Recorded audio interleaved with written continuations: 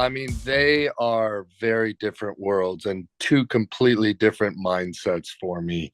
When I'm writing a record, I am writing on average of 80 to 100 songs for each record because I'm just a big believer that one of the biggest mistakes that artists make once they gain some success is they think that every idea they have is awesome.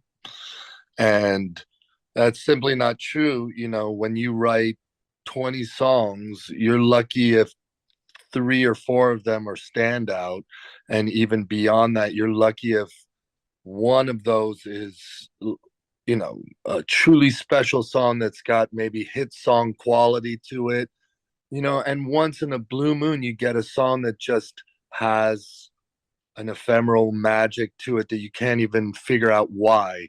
So I always write very heavily to kind of stumble on those magical songs, because it's just a thing where are the music gods going to give it to you today or not?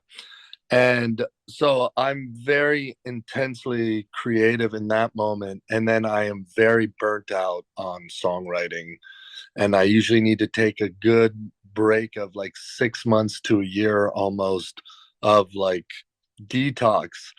And being on the road is such a different mentality because we're just a traveling circus. Every day is a different city. We're not in any city for longer than 18 hours.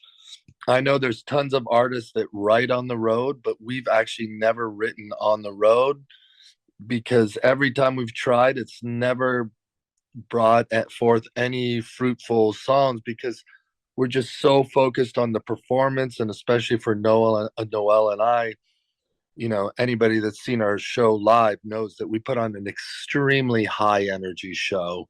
I'm singing at the top of my range, belting for an hour and a half. It's incredibly physically demanding. Plus, we're doing promo and interviews and stuff. So any free moment we have usually is sleeping and hydrating, which are really the only two things that'll save your voice when you have to sing night after night.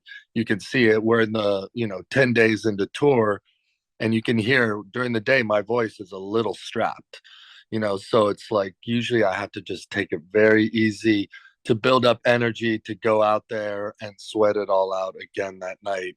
And it's just such a different world that the two never really mix. I can never really perform while I'm writing, and I can never write while I'm performing. They just exist in two different worlds.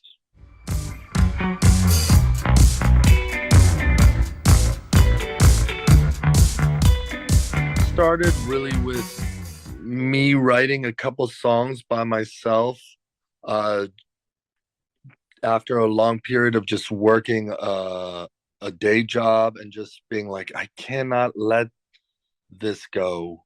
This is just, I've always wanted to be an artist. Every time I put it down, I get antsy and I have to go back to it. And this time, uh, I really, when you're a lifelong singer like myself, I've been singing since I was 6 years old, is you can really sing in many different styles. And it took me a very long time to stop imitating and sing in a way that just felt truly authentic to me. I am a singer. I'm a belter. I'm a forte singer. I sing. And there was a long time where that wasn't like the cool thing to do in like popular music. So I would always kind of dumb down my voice, trying to make it sound cooler and stuff. And I was just like, this isn't authentic. And so there was one night I was just sitting there playing, and I just sang in the way that I wanted to, which is more kind of, I would akin to like crooner vibes. And as soon as I did that, it just felt natural and real. I wrote a couple of these songs. I played it for a couple of my friends that are other musicians that are always kind of, they're a little bit of jerks because they're kind of always a little too direct, a little too honest, a little too harsh. But that's what I wanted. So I sent it to a couple of these people, and everyone came back and said, "Holy cow, Fitz, this is your thing. I've never heard you sound more authentic and more true to yourself, and just sound really great singing in this style that really feels authentic to you. And so I quickly knew that, especially the first record that we put out had a heavy influence from Motown stacks, but also with this weird lens of like Motown through the lens of all those UK bands from the 80s that were trying to do soul music, but through this weird like new wave lens. So that was also another filter that I was kind of seeing it through. And that that music really needed horns. And I went to college with a gentleman by the name of James King, who's in our band. I called him up. He came over. We started building horn sections. He brought all of his horns together, one man band, just stacking his horns, making these huge horn sections. And we just looked at each other and we say, man, this stuff is begging to be played live. And I said, well, we need a fierce female vocalist to sing side by side with me. Who do you have any suggestions? And James said, I just worked with this woman, Noelle. She's awesome. We literally made four other phone calls. We all got in a room. We played one song together, and it sounded like the recording. It sounded so natural. Her and I were blending well, our voices together. And I walked out of the room and booked us a show at the Hotel Cafe, which is more like pretty famous singer songwriter venue that's broken a lot of places, but it's a small, like, it's singer songwriter. It's not full band vibe. And I booked us a show there, came back in the room. I go, we got a show next week. They're like, we've played one song and you only have five songs. And so we went and we did that show, and instantly the reaction was was palpable to me because I've been doing this for a long time, and I knew what apathy or abject rejection felt like for so many years, that in that instant after we finished that first show, I felt there was a seismic tectonic shift in the universe for us, and it felt like something different was happening. And within 8 shows of performing, only 8 times we got offered opening up for Flogging Molly, opening up for Sharon Jones and the Dap Kings, opening up for Maroon 5, things that never happen. And so that really told me there's something different happening here. The universe is saying this is a green light. I really understood that because of so many years of just nothing happening. And we started touring, and then it just took off from there, It just kept going and going. And you know, we've been a band together for 15 years now, and that uh, initial run was really at the height of Facebook, we'll say. Um, and so we're just building our name through this, hot, sweaty, interactive live show, this church of music vibe. And people were just messaging each other coast to coast on Facebook going, I just saw this band. It was one of the most amazing live shows. I got to go see it. And we literally, you know, built our band's name on that live show. And, kind of haven't stopped playing and doing that.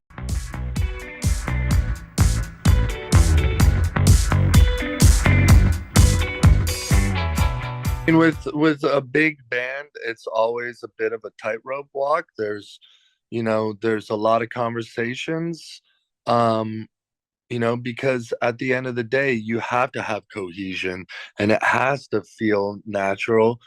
And sometimes I have to be the final filter, and saying, like, let's hear all these suggestions, let's try all these different things, and then having the ability to distill that and be willing to say, like, yes, let's do these three things, but we can't, this is getting a little too far outside the box. And sometimes I have to just be that final say to say this is the filter, because it is a challenge. 6 people is a lot of people to have in one band trying to decide.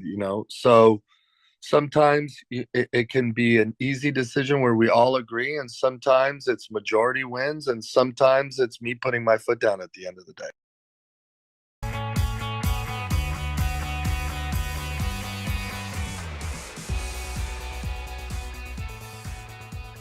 I can't think of anything really specific because, we've already usually done a lot of our due diligence in rehearsals and in writing the music and in crafting the songs. Because also, like I said, we write so many songs that, and we sit with them for a while, that the cream rises to the top. You pick those two, and a lot of times when you're making a record, you're not always aware that you want to have a certain theme or through line that goes through a record. You write a bunch of stuff, the good songs rise to the surface, and even then you have to still edit it down to 12 because you still might have 25 songs that are awesome, but you're going to put out 12. So you start to distill that, and every time you distill it, the message kind of becomes clearer. And then all of a sudden you look and go, oh, now I see this incredible through line. I didn't even realize that I was connecting all these different ideas and these things I was working through. So it already sort of goes through this, through different filtration to get to that moment. So when we're live, we're experimenting with extending a part of a song or doing this. For us, because we are so uh hell bent on always bringing the audience in as so much, that's really informed also a lot of the kind of songs that we write. We've seen the power of writing an uplifting song. We've had countless experiences of meeting people, meeting families, meeting a family that says, hey, we'd love to meet you with our daughter. She just spent the whole year in the hospital with a life threatening illness. And your song, whichever it was, whether it was Shine or Hand Clap or whatever, they say that was her theme song for her whole 9 months of treatment. Can we meet you? And I get chills every time I tell the story because they came backstage, and most of us in the band were parents, so we're looking at this family that just went through this crazy experience. And when the daughter is saying, I'm so excited to meet you, and the parents are looking at us with tears in their eyes saying thank you, you can't deny the power of, you make a song, you put it out in the world, and then the world does what it wants with it. You don't really have any ownership of it at that point. And to see the power that a song that has a positive message, that is uplifting, how that can really affect somebody's life, that has deeply affected us and in the way we write songs. And I said, I want to continue to be a part of putting positivity and putting some uplifting message. And I'm sure that there's some people that think, oh, this stuff is so, it's a little too happy or a little too positive for me or whatever. And I go, cool, it's not for you. You don't have to listen to it, but I can introduce you to this person, this person, this person, that song made a huge important impact in their lives. And what an honor for us to be a part of that. And I don't take that ever lightly. So that really helps define for us a lot of what we try and do.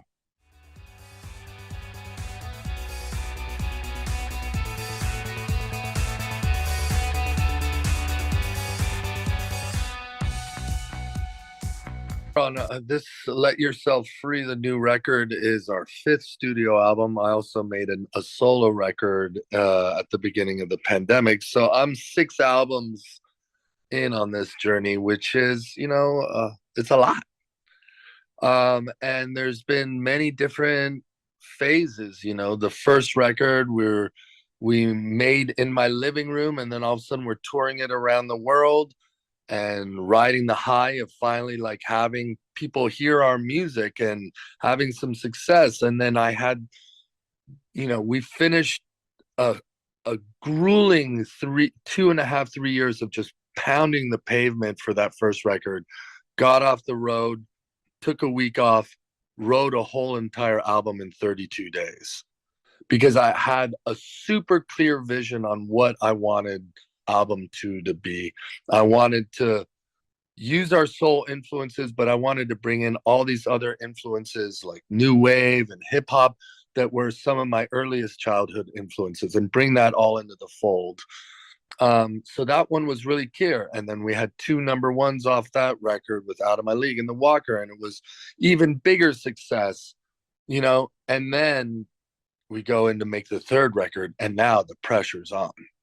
And now I've got this little monkey on my back, really sort of hounding me. And I went into the third record having no clue what I wanted the end result to be, which was extremely difficult because spent about 6 months just writing bricks. I would write, at the end of the day, I'd be like, nope. And I was literally would come home in tears at the end of those 6 months, just going like, I can't write a good song to save my life. And so had booked a session with my good friend Sam Hollander, who's an amazing human being and a great songwriter himself. And I walked into the studio literally pissed off and frustrated because I couldn't catch a break with songwriting. And I was just like, oh, I'm just so mad. I was like, oh, just give me a kick and snare. And I programmed a beat and I was like, now give me the crappiest, like, saxophone, cheesy sax sample that you can play. And I just started playing this thing. Da, da, da, da, da, da, da, da, da, na, na, na, na. And I was like, and then I was like, give me like some weird, like upright bass. The bass sounds like, boom, da, da, da, da, da, da, da, da. And, um, and Sam and I look at each other and we both sort of looked at each other. And I don't know how, but we both said, I can make your hands clap. And we both instantly raised our hands. We're like, clap, clap, clap, clap, clap. We're like, uh-oh. And we just shredded through those lyrics in about 6 minutes. And I went in to do a vocal take. And halfway through the song, laying those vocals, I knew that was our hit song for the record. And we tried 4 or 5 times to redo my vocals on fancy mics and fancy studios. Never could top it because there is an innate excitement, and really what's behind it is relief too, because I'm like, oh, I finally have my song. It's all going to be okay after 6 months of struggle. And I could never recapture that energy. And one of our biggest songs of all time, it's literally the day of scratch vocal.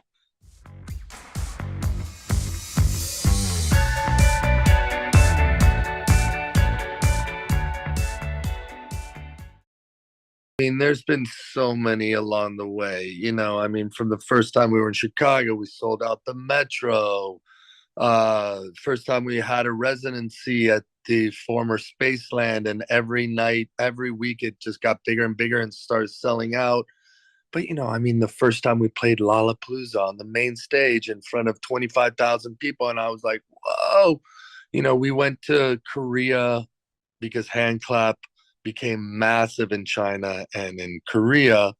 And right before COVID, we went to Korea to perform, and we performed in front of 6,000 fans. And it was one of the best shows we ever had in our lives. I mean, so many benchmarks like that.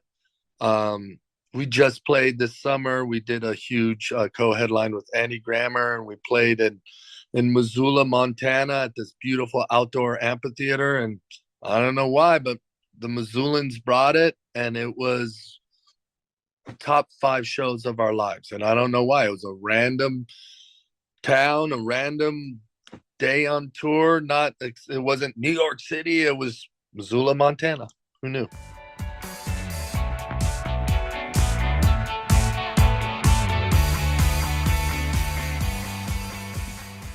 There's not many bucket list things left. I'm pretty much done everything, you know. Literally have done Macy's Day, Thanksgiving Day parade twice. We opened the Rose Parade this year, which is a big deal because I live in Pasadena. It's literally right down the street from me, and I got to like do it and sleep in my own bed like an hour later. But you know, I mean, we've done every TV performance known to man. We've gotten to travel the world. I'm a very incredibly ambitious person with a work ethic to match. So I always want more, but also, I spent the first 5 years of this band always being like, cool, we got here. Now let's move the pole down a little further. I just want a record deal. Got the indie record deal. Then I was like, I just want a major record deal. Got a major. I just want a song on the radio. Got one on the radio. I was like, then I want a hit song. Got one. I was like, then I want like a big hit song that sells like 1 million copies of the song, and not just that like bullshit. Oh, we combined streaming and sales total to give you this new organic fake number that you actually had a gold record. No, we had hand clap and it sold 1.2 million actual downloads. And I was like, ooh, but every time I got to each place, didn't feel satisfied after the first 10 minutes, felt kind of empty inside. And then I would just set another poll down. And then I got to a point where I was really unhappy as a human being because I was always setting that goal further down the line. You know, if you're expecting that thing to fix you or to make you happy as a human being, it might for a minute, but it doesn't have staying power. So I really had to kind of shift my perspective on being so goal oriented and say, how do I still have goals, but not hinge my whole psyche and my whole spirit to that, and really enjoy the process and the ride, and really always try and have gratitude, because I struggled for so long in this music business that before this band, I literally would have sold my firstborn to have 1/10 of what this band has. And then you get a little bit of success, and then you're like, well, I want more. And it's not always about more. And so I started to implement this thing where about 6 years in the band, where I said, I'm going to take 20 seconds every night from stage, which is hard because I sing pretty much wall to wall. And I'm going to take 20 seconds where I stop moving, I stop singing, and I stand there and I take a deep breath and I look out at this audience and I really appreciate what this moment is. And ever since I did that, my internal happiness multiplied times fivefold. And I still keep going for, I'd love another hit song. I'd love to do more of that stuff. And maybe the universe will give it to us. Maybe it won't. We get to make a living making music. I don't have to put on a suit and tie and go to a 9 to 5 job. So in my book, I'm already winning. I don't know how much more there really is to get.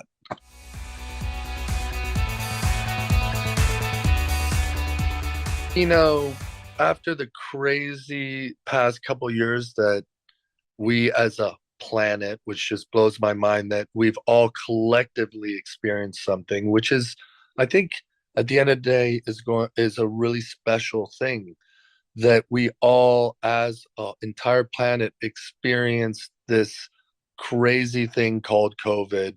And we all had hardships, obviously, some people way more than others, but nobody has walked away from this experience without some adversity, without some challenges, whether it be completely internal or external.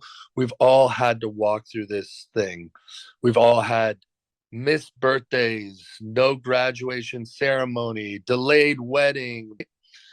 And we wanted to make a record that was just like a coming out party, a celebration. Our album before this, dealt the album All the Feels, had a lot of stuff dealing with like anxiety and depression and stuff. And it's like, cool, we've talked about that. But this record, we wanted to make it a celebration, a party. And the amazing thing is, this is the first tour we're playing these songs. We're playing like 6 or 7 songs from the record, so quite a bit. And it's just a celebration. We've all been held back from these things. This is the moment to like let yourself free, go for these things in the world, realize your dreams, go have that wedding, go do all the things that have been sort of limited over the last few years. And to get to play these songs live you make them, you think they're good, and you don't know until you get them and you test them out in front of an audience. And to see people singing every word to every new song, and they're just like elevated this show, which is already high energy. It's even higher energy right now. Um, it's been really awesome to get to experience. And for us, a band that had also like kind of truncate ourselves in our performing capabilities during COVID, and then touring through every version of COVID protocol. Literally, from one day we're playing in like an outdoor place where everyone's spaced out 10 feet apart on these little 4-person risers with barriers around them, and then the next night we're playing indoors in Texas, full capacity, no masks. I mean, we saw, traveling last few summers, every version of COVID, but it was still like dealing with. Now we're just playing shows. Everybody's sort of like relaxed a little bit. There's not any political divisiveness, whether you wear a mask or you don't. It's just like, can we just get back to like being human beings and playing these shows and having fun? And it's been awesome.